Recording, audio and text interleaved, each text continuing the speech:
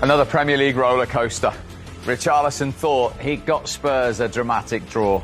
Jota's goal provided Spurs with the anguish, and Liverpool with the elation and the injury. Dan Michael is another great Anfield memory, doesn't it, really? People will talk about that in years to come. Do you remember that game, the Tottenham game? We were there when we scored in the 94th minute. Absolutely. The stadium has seen some great stories, hasn't it, over the years, but that was just hilarious. I know exactly how he feels. I was just about to say, there's no one better to speak to. And the good thing is, you know, some managers, they've never pulled a muscle before, and when you pull your hamstring, you say, Gaffer, I've hurt my hamstring, they're like, just play on with it. You know, it can't really hurt. At least now he knows what it feels like.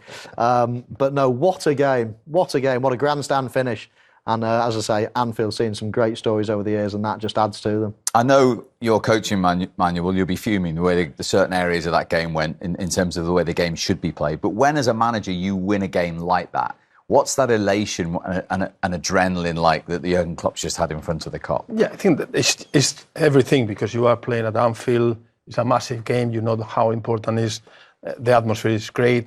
And then you have conceded a goal that you cannot believe. And then you score the goal, and the feeling is so good that I'm not the one that will go to celebrations, but I feel from inside and really proud when we do something right. And I think they did something right. And I will say that Diogo Jota is very clever. He's very good playing between the lines. And then his finishing was really, really good. So I am sure that the club will be happy, apart from the hamster. And the other side of the story is, and it's never nice to lose at any ground, but I guess when you lose in that fashion at Anfield, that's one of the worst scenarios as a visiting Premier League player. Yeah, it has to be, especially when you do so well to get back into it. Like I think I said before the game, not many teams score 3 goals at Anfield, let alone come from behind. To do all that hard work and then to give it up by a mistake, they will be distraught from that. And the mere fact that Liverpool have never given up a 3-goal lead in the Premier League history at Anfield shows you what a feat Spurs almost achieved there. Yeah, well, we were talking at half-time, weren't we? And we thought at 3-0 it was all over. And then Harry Kane scores a goal before half-time, and you think, does that give them a little chance? But you still don't believe it's possible, especially at Anfield with the way Liverpool have been playing lately. You know, results have been on an upturn. So you didn't think it was possible. And it wasn't possible eventually. Let's hear from the man who made it possible live at Anfield. Diogo Jota. 4-3 Liverpool. Diogo, try and describe that adrenaline rush when you score in front of the Kop in the 94th minute to win it for Liverpool. Well, it's hard to describe. Obviously, it's a great feeling. You as a striker, it's your dream to score last-minute winners, no? So, and in front of all of these people, I think it was special for me, and most important, obviously, for the team that could grab the 3 points. And I guess when you come off the bench in any game, the manager wants you to have an effect, make a headline. You've certainly done that today.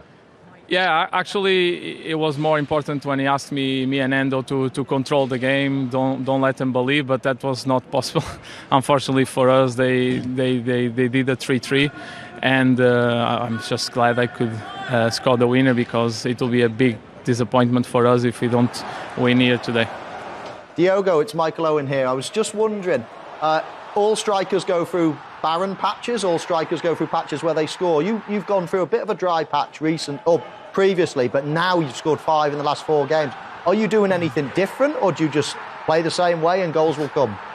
Well, I'm not too sure. I know you are a big legend, obviously, and if you have these kind of runs, but I don't know, things just seem to flow, and at some points they don't. There's not much difference that we can do. Just keep working and the things will come. Were you slightly concerned with that challenge on Oliver Skipp at one stage in the second half? Yeah, it was not good. Obviously, it's not my intention to cause any harm to him, but unfortunately it happened. I think I asked him sorry. That's all I could do after that bad tackle, let's say like that. But I also think it's not a red, because I touched the ball and there was no intention to cause him any harm. When Richarlison equalises, do you think we're Liverpool? We can score again against anyone at Anfield. Have you got that mentality? Have you shown that again today? Yeah, I think all the team believed. Obviously, it's hard, and we just sent people up, and we grabbed the second ball. But like I said, it will be important for us to correct because after being 3-0 up, we can't be in that position at the last stage. But you've won 4 Premier League games in a row now. How important is it you just keep that going, try and win every game now and see where it takes you? Yeah, we just need to keep on going. Like you said, 4 in a row. We have another game here in 3 days, so just try to make sure we win that one as well, and hopefully in the end it gives us something good. Well, you've given the Liverpool fans a memory there today. I'm sure a lot of them in years to come will say, do you remember that day when Jota scored the winner in the 94th minute? Yeah, I think that's what I said. No one wanted to be in that position after the 3-0 up, but then it's a story to tell. Everybody here in the stadium will remember, because the joy everyone felt, it will certainly be different if we won 3-1 or 4-3 with the last-minute win. Fabulous moment. Very well done. Thanks for joining us. Thank you. Well, he won't forget that in a hurry either, will he? In your career, you remember moments like that. Absolutely, nor should you. I mean, there's something special about a last-minute goal. As Diogo said there, you don't really want to, make your heart beat so quickly. But when it happens, it's some feeling. There's nothing better than a last-minute winner. And to do it in front of the Kop as well, he will never, ever forget that. And nor will the Liverpool fans around the world, but certainly the ones that attended today. Let's have a look at those 2 big moments. Richarlison's a player you coached, you know well. He's been waiting a long time for his first Premier League goal, and he thought it was a highly significant one, Rafa. Yeah, I think it was a free kick that was not necessary. And then after, you can see him at the back post, but also in the near post. So Liverpool was not defending really well. He was lucky with the goal, but he was in a position that has to be a defender with him. And also, as I said before, the second post has to be another one.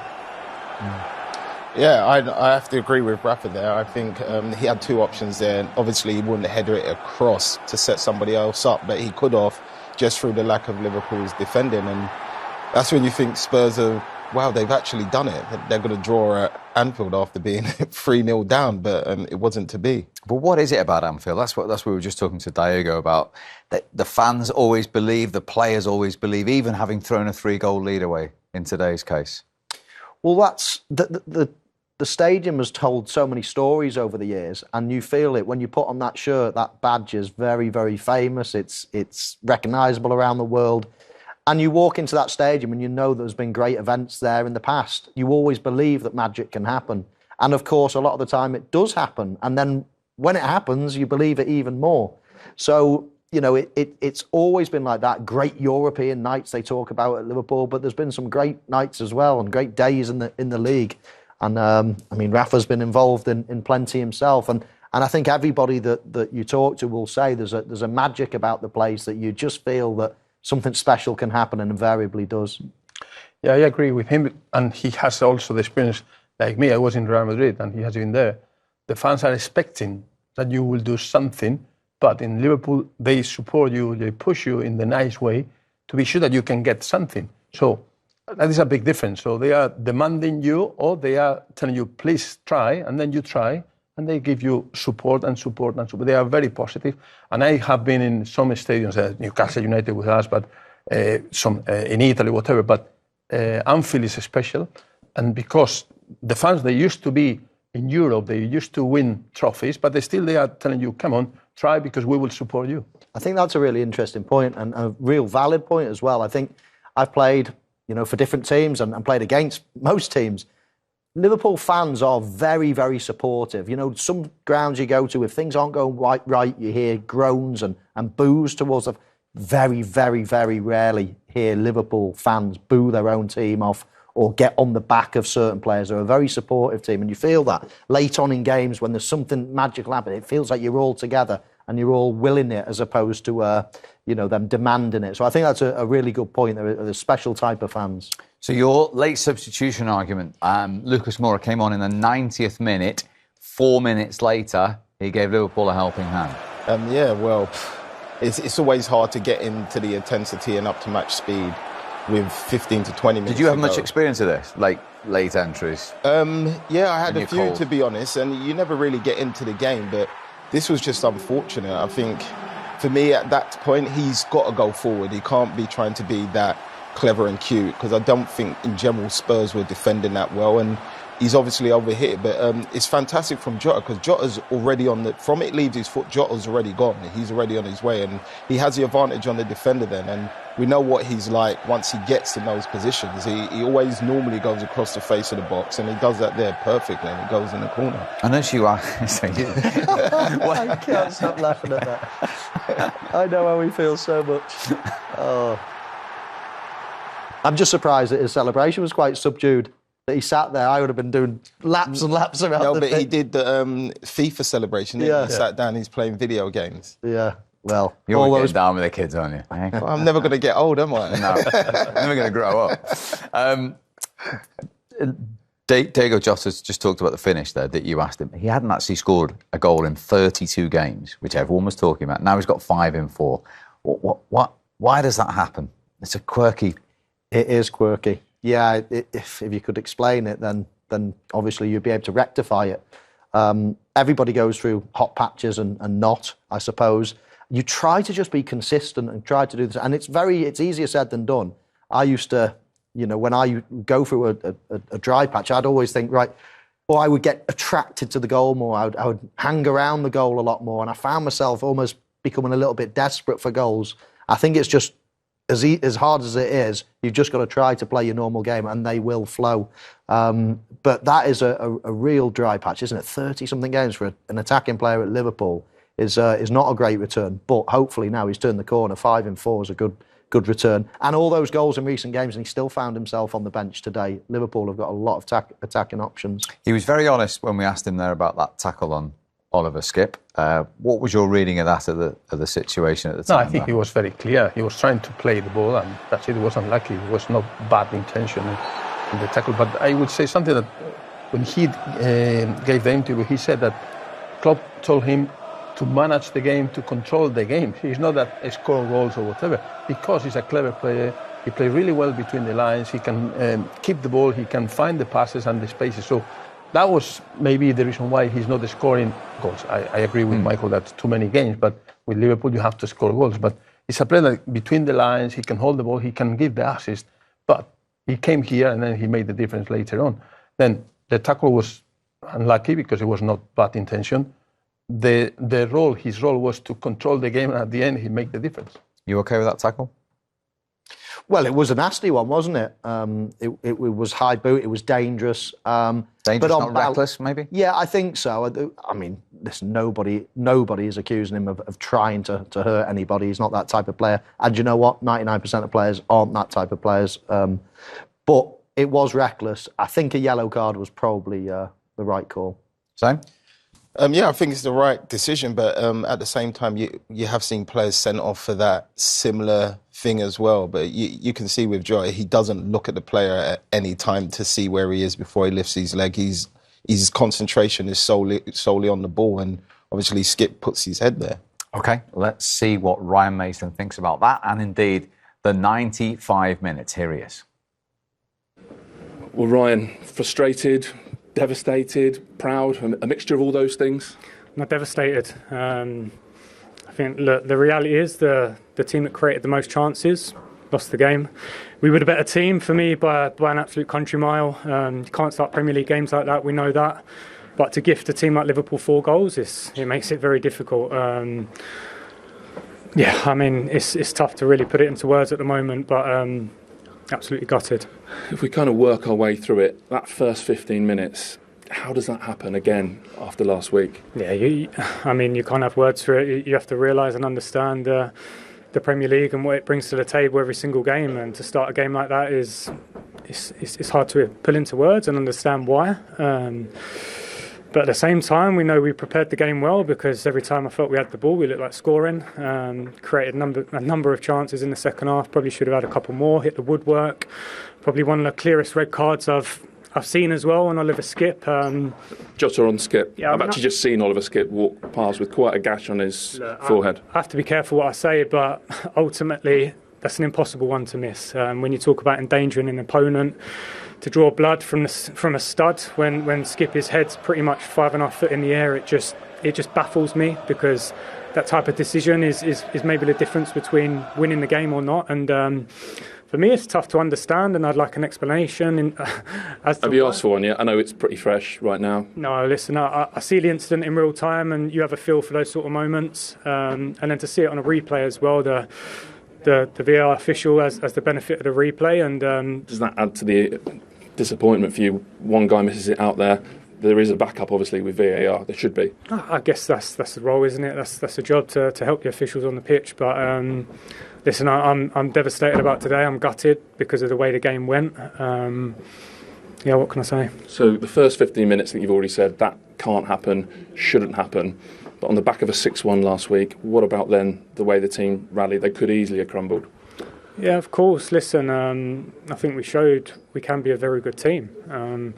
But at the same time, we also showed why we're in the position where we are. And the first 10 minutes, first 10, 15 minutes. And then also to get back in the game and give all we did and to, like I say, give them a goal. It's difficult to take. What would you say to Lucas? He's been such a big servant, such a good servant at the club. His time at the club's coming to an end. It's just an individual mistake, isn't it? Listen, I'm not going to speak about individuals and those sort of conversations staying in our changing room, but I mean the overall feeling is devastation in there. Yes, you can see how disappointed Ryan Mason is about Harry Kane, who amongst all that, incidentally, has reached 25 Premier League goals for fourth season in his career. That has only been done previously by Alan Shearer. However, his goal today was ultimately in a defeat. Here is what the Tottenham captain thinks of it all. Well, Harry, if you possibly can, so soon after the game's finished, pick the bones out of that for us. Yeah, I mean, dreadful start, first 20 minutes. Obviously not the first time it's happened this season, so we need to start understanding moments better, understanding big games better. You're coming away to Anfield just like you was going away to St James's Park, and the same thing happened. So 20 minutes is one game, and then the 70 plus 5 minutes. We had chances. They had a lot of the ball, but I felt like the majority of the chances come to us. We hit the post. Alisson made some good saves, and over that period, we fully deserved to get back into the game. And overall, would have been one of the a really great comeback. And then that last 10 seconds, it's hard to put into words how that happens and why that happens. But we have to just try and move on from it and get ready for next week. Has it been a wild range of emotions you've been through this afternoon? The disappointment with that first 20 minutes, pride at the comeback, and then obviously devastation now. Yeah, I think over the course of this season we've shown to come back in a lot of games, and to do it here away at Anfield shows what we're capable of. But it's been to have the starts that we've had. It's just hard to even put into words. It's hard to even talk about. And is today inexplicable on the back of it happening last week? You're talking about being unacceptable. It's a one-off that's happened twice in a week. But there's only so many words you can use. The bottom line is you need to go out there and prove it not to be the case. We've conceded pretty much in the first minute the last 3 games we played, and look, it's down to us to go away and find a reason why, and then find out how we can improve the situation. But look, like I said, the last 75 minutes or whatever it was, we had some real good chances and deserved the 3 goals we did. But in these moments, in these games, you can't do what you've done at the end, because you come away with a totally different feeling. When you draw that game, it takes, even though it's not the 3 points we wanted, you take that point into the rest of the final 4. And now it's a feeling of just gut-wrenching defeat, and to get nothing from that, it's just it's hard to take. Where are Spurs at the moment, Harry? What is the real Spurs? The Spurs we saw last week, the Spurs we saw in the first 20 minutes, or the one we saw for the last 70? Yeah, well, look, the table don't lie, where we are don't lie. We've got some fantastic players. We have some fantastic moments, but overall, as a team, we're not playing good enough collectively. We need to find a way to get through moments when things ain't going our way. We need to find a way of starting games away from home where you're not under the cosh straight away. So Yeah, look, we deserve where we are, and that's what the league table is there for. So there's loads of positives from today. We can't hide it. We can't just forget that because we ended up losing. We done some good things, and especially in the second half. But overall, football's about winning, and when you get back into a game like this, and you have to find a way to get the draw or even go on and get the win. And it's just a sucker punch for it to happen like that. Thanks, Harry. Thank you. Yeah, you can feel Harry Kane's hurt, and understandably so. And Rafa, he's referring to those last three games, Newcastle, Manchester United, Liverpool, where they've conceded very early on in all of them, and heavily, of course, now in 2 successive away games. So from an organisation and mentality point of view, how does that keep happening? I have been in this situation when you have to explain something like that, a defeat like that. But I didn't agree with Mason. I think they didn't do great because they could concede more goals in the first half. And because Liverpool made a couple of mistakes, they have some chances. It's not that the game plan was working and then you have the wing-backs making the difference, or you were creating chances because you were doing well. They didn't do well in the first half. They did much better in the second half. But also I will say that Liverpool was just trying to go to areas that they couldn't progress. They were giving the ball away. But after they score in a free kick that maybe doesn't need to do Milner this fall, and then you will be talking about a different game. I think that they conceded goals in the first half because they made some mistakes.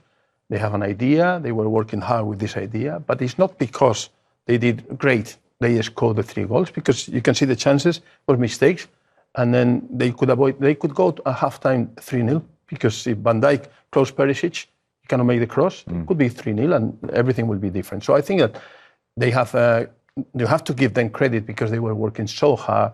They were coming back from 3-0, but it's not that it was an amazing game from Tottenham. I think they fight until the end, but if Liverpool do what they have to do, and if Jota was sent to control the game, that's it. The game was finished, and Liverpool will be winning 3-1 or 3-2. I'm just interested, though, that, as he said, they've got another week now till they play. Got 4 more games. On the back of the way they've started those last 3 games and given themselves mountains to climb, what would you do this week to try and prevent that happening again? What's going wrong at Tottenham there? I think that we agree, all of us, we agree that they have very good players, very good strikers, especially very good offensive players. They were great when they were playing counter-attack, and they were very dangerous. It was one of the best teams playing counter-attack. Then they have to improve in defence as a team. It's not just the defenders. You play 5-3-2. Yeah, but you play 5-3-2, and then in the first 50 minutes they play 2 or 3 penetrating passes, and they were exposed all the time. They follow players instead of stay there. So you have to improve the defensive system, the principles. We were talking about to be in the right position. So if the ball is there, you cannot be behind the striker. The striker will be ahead of you and he can score. You have to be in the right position. So you have to sort out the defensive problems, and then you can play counter-attack because they were really good. If you want to play now on the front foot from the beginning, you have to be more aggressive. If not, the other teams will have plenty of space and they will run in behind. Where are Spurs overall at for you at this moment in time? Oh, it's a bit of a mess, I think, at the moment for Spurs. Big question marks about their manager. Big question marks about their best player. The couple of things that they have got going for them, they've got one of the best training grounds in the country and one of the best stadiums, if not the best stadium. But in terms of the playing staff, they've taken a big step back, I think, in recent years. Bear in mind, they got to the Champions League final not so long ago. So, I think probably getting the manager sorted is key, and then Harry Kane as well, possibly in that order. I think they can move with the manager pretty soon now and start sort of making plans for the new season. But I think it's a bit messy at Spurs. And if you are Harry Kane, then you want to know that very question, don't you? Who is going to be my manager? I think he would, and I would if I was in his position. I don't think you want to stay somewhere where, I wouldn't say you wouldn't get on with the manager, but the manager comes in and plays a similar way that you haven't enjoyed playing for the last 2 or 3 years. For him to score more goals and break those records, you want to see that exciting play, like Rafa said, when they used to break on a counter-attack. And it used to be boring to some people, but when they broke, it was exciting to see how quick they got to the other end with Son and Kane linking up. My first job as a Liverpool manager was to fly from Valencia to Portugal to convince Michael Owen, Carragher, and Steven Gerrard about how I will play, what we will do, all these kind of things. So I think it's really important to have someone that will tell the striker, listen, we will do this, that is the idea. And it has to be that order, Steve. If the chairman goes to Harry Kane now and says, will you sign a new contract? The first thing he says, well, who's going to be my manager? So they've got to sort the manager out, and then hot on the heels of that, then go and speak to Harry Kane. Did you buy him dinner in Portugal, by the way, or can you not remember? No. Bit of sangria, I think. The main one was Steven. He didn't drink in those days, it was only water. Right, here is the current Liverpool manager at the end of all that, and his hamstring, Jurgen Klopp. Well, Jurgen, I think we could call that a bit of a roller coaster. Even with all your experience, had many afternoons as up and down as that? No, thank God. For a long period, first half, again, I said last week, was the best game for a period, it's the best game we played so far, and that was in the first 35 minutes, I would say, or however. First half was good. We conceded a goal, but it was the first moment where we didn't defend properly in the first line and in midfield, and then you have the situation in the back line, which can happen. If then Bird slips, what can happen as well, then they can score. But apart from that, the first half was good, and we could show the boys, if we defend it like that, if we do this, then we will stay in the game. But second half was then obviously, the problem with the game is that Tottenham doesn't change at all. So they just go for counter-attacks even when they're 3-1 down. Why is that a problem? No, because that means you're 3-0 and usually the opponent could now open up because they want to chase the game, but they didn't. In the end, yes, when they had all the strikers on the pitch, like for the last 5 minutes, but before that, they just defend and counter-attack and set pieces, and that makes it tricky when it's 3-0, 3-1 up mood. It was not as good as it should have been. So the players are almost a bit lost with what to do, whether to attack or defend? It's little things. It's little things. It starts somewhere. You're 3-0 up, it looks like pretty easy, everything, and then all of a sudden that leads you always on the wrong path in life and in football. And today we got punished for it, and rightly so. That we got away with it, thanks to Diogo, that he could score that goal, makes it actually really spectacular. Everybody's probably going home and is buzzing. But I'm the manager of this team and not the supporter number one. You have to mention the other stuff as well. And I told them already. So 3 days' time and go again, better. So focusing on the brilliant bit, the start to the game, what did you like most about that? The way we played. They had a pretty defensive setup. With a 5-4-1 if you want. It became a 5-3-2 later on. It was even more counter-attacking because all balls long. If Kane wins the ball, we all know Son knows where to go, and Harry finds him. So, but the way we started the game was brilliant. Everything was there. The way we played, the way we passed, the way we controlled, the way we found a way in behind the last line, the way we scored. It was really nearly perfect, but a little bit it leaded us on the wrong path. It felt like it's too easy and we didn't understand it properly. How emotional was it when the winning goal did go in? It looked like it had gone and then you won it again. Yeah, very emotional, of course. Especially the situation for their third goal. How he can whistle a foul in the situation up front against Mo Salah, where nobody, the linesman is directly there, keeps the flag down, and then the ref whistles that. So that's the one thing. Next situation, and there wouldn't have happened if we have to keep the ball there. Free kick there, and then the ball is in, obviously. That's not cool. We have our history with Mr. Tierney. I really don't know what this man has with us. I really don't know. Did your frustration build then throughout the game? He always will say there's nothing, and it's not true. Cannot be. I have to say it cannot be. I don't understand that. I'm really not sure if it's me, because how he looks at me, I don't understand it. I've really no problem with any people, and not with him as well. But it's just like, again? He was ref at Tottenham when Harry Kane didn't get a red card. It's like, and Harry Kane, I love this player. What a player, crazy. I don't want him to get a red card, but it was a red card in that game.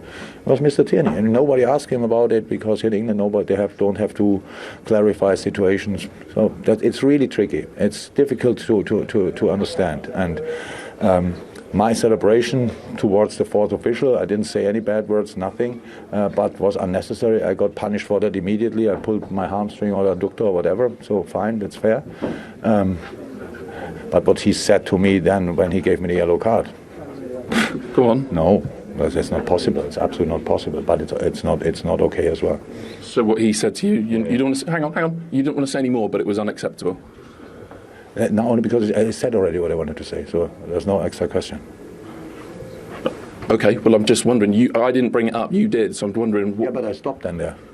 Can I ask any more questions? That's it. Well, that is interesting. He's confirmed he's pulled his hamstring anyway. He also said his reaction to the fourth official was unnecessary, but he was quite strong on the referee, Paul Tierney. Yes, that had been building for a little while, hadn't it? And you saw in exchanges straight after the game at the final whistle, there was another exchange, and Paul Tierney pretty much didn't listen to it and just walked past him. So that's been bubbling for a while. There's been some history there, and I don't know whether that will be, sorted, let's say, or whether it'll just be brushed under the carpet. But it feels like there should be something, maybe some communication between the two people, because you don't want a manager feeling that, oh no, a referee's taking charge of our game here, and you feel as if there's any vendettas or anything else like that against. So it'll be interesting to see how that one plays out. Let's concentrate on what he was saying about the performance. As you've said, there's no issue at that end of the pitch scoring goals, as we saw. Just at times, defensive organisation, lapses, as he said. They went 3-0 and 3-1 and switched off a bit. It was funny to hear one manager really proud of his team. That they were doing things. And another manager said how good they were. They were almost perfect at the beginning. I don't think that they were perfect. I think they did really well because Tottenham was making mistakes. If not, you cannot find these big gaps when you play five at the back. Then after, what I say, Tottenham did well reacting, but for me it's because Liverpool was making some mistakes, crucial mistakes, at the right time, at the end of the first half or something like that. So then, in terms of, I would say again, so if you play 5-3-2, like he was saying at the end, your wing-backs are crucial when you want to attack. If you want to have players really, really high, you create some space in the wide areas, and then with a line of four, it's very difficult to go there and to stop them receiving the ball and making crosses or whatever. But they didn't do that, not too much. At the end of the game, when they were losing, they reacted. But always, I think, you cannot wait until you are 3-0 down to react. You have to do it early. You have to do it at the beginning of the game. And especially when you have conceded goals in the last games. So then you have to be really strong. And you go to Anfield and you have to be really strong in defence in the first 20 minutes. And was the opposite. So I will not be really proud of that. I will be really proud of the second part. So I will analyse the reaction of the team was great, was fantastic, blah, blah, blah. But at the same time, I will go to the training ground the day after and say, listen, we have done this, that. We have to start working on that. And you've seen Liverpool push City all the way for years. This year they've fallen below that. They're proving now they can score goals, but they're giving 3 today, 2 against Nottingham Forest in the last game at Anfield. That's an area for concern moving forward. I think it is. A lot of people wanted to see Trent in the midfield. Me personally, I'm not a massive fan on that. I think he's kind of invading, say, a Henderson or a Fabinho's role. So now he's coming in. I saw Henderson at one point wide right in his position. And I think if you look at a team like Spurs, the first place they're going to highlight is that space that he's left and break out there and get Konate out wide where he doesn't really want to be. He's got the pace to get there and deal with certain situations. But that is kind of where Son gets his goal from, because Trent's a little bit in, he goes offside, and then he just comes back on and sneaks in behind Konate, and the ball to him is brilliant, and his first touch is fantastic, and he puts it in. But I think the midfield area helped with that defence a lot when they was going neck and neck with City. I think Henderson and Fabinho had so much power in their legs that if Trent and Robbo went forward and they couldn't get back, both of those two would just filter across, cover that position until they got back in. But at the minute, that doesn't seem to be working this year. But like you said, they're back free flowing and scoring goals. So there's a lot of positive to take from now going into next season. And Liverpool have back-to-back home games next weekend against Brentford and in the week against Fulham.